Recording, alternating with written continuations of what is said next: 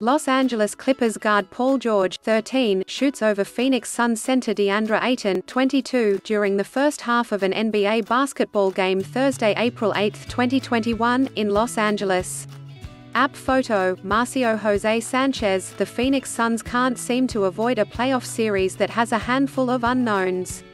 The latest is the Western Conference Finals, where they'll meet the Los Angeles Clippers beginning on Sunday.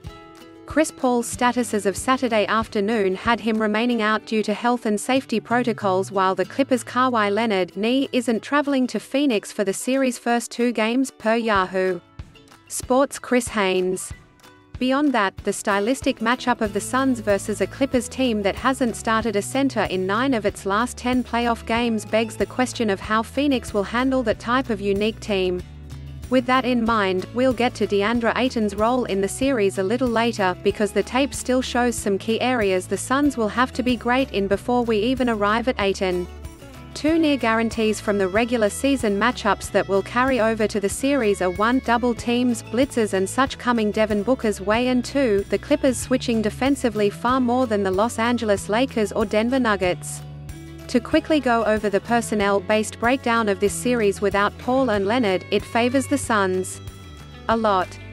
The Clippers rocked the Utah Jazz last round through shot-making via the likes of Paul George, Reggie Jackson and Marcus Morris. Mikal Bridges is a safe bet to start on George, and George has torched the Suns in the regular season to the tune of 32.3 points per game across the 3 meetings. But the Suns have options. On top of Bridges, Johnson and Torrey Craig can get into George over the course of a game. That bunch can also do secondary work when Jae Crowder's strength and quickness match for Morris is off the floor. Payne, Booker and possibly Jevon Carter can help neutralize Jackson. And Ayton as the backline anchor that can also hang on switches in spurts is a huge asset for the Suns.